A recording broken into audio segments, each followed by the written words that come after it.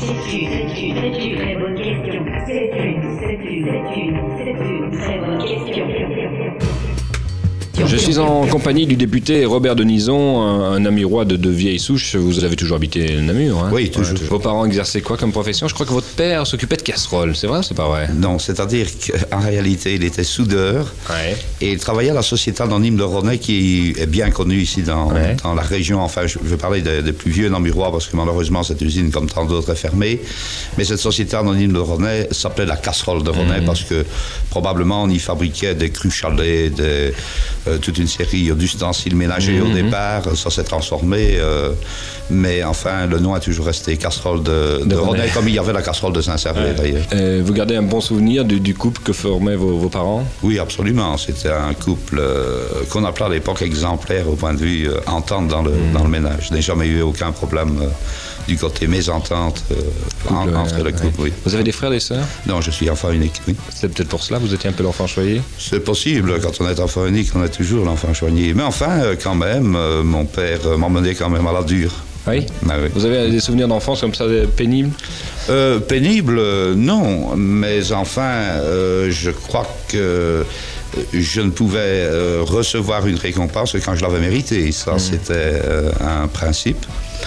Et puis, lorsque je n'avais plus voulu, disons, terminer mes études, ça se passait au mois de juin, j'avais 16 ans et demi, 17 ans. Mon père m'a dit, tu as une nuit pour réfléchir. Et puis, je me suis levé le lendemain matin, 6h moins quart, comme il se levait toujours.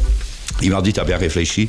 Je lui ai dit, oui, je me suis terminé, j'abandonne. Il m'a dit, ne compte pas que tu vas avoir tes 2 mois de vacances parce que demain tu viens travailler à l'usine avec moi à la Société anonyme de Rosnay. Vous êtes marié jeune, vous êtes marié à 23 ans? 23 ans, oui. Qu'est-ce qui vous a pris? Oh, qu'est-ce qui m'a pris? L'amour, le coup de foudre?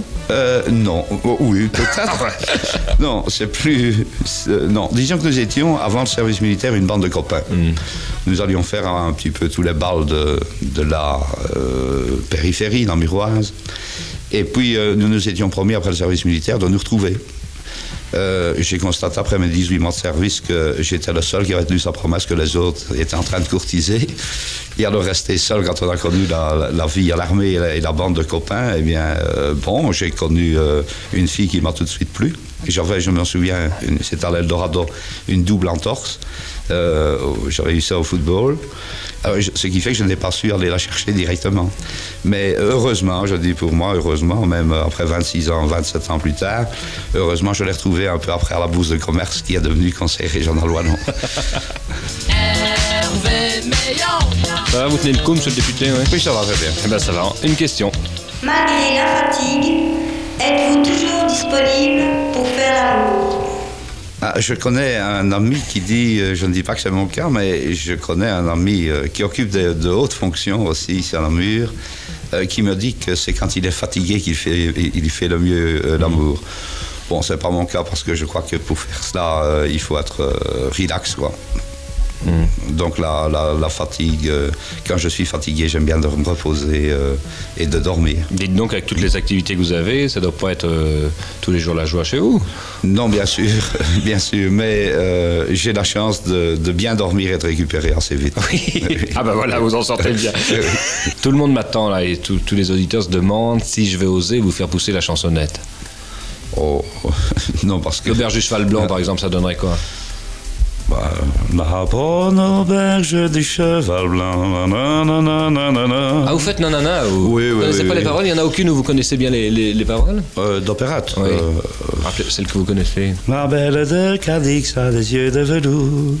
La belle de Cadix vous invite à l'amour. Les cavalieros sont là, si dans la posada on apprend qu'elle danse. Ainsi de suite. Merci, monsieur le député.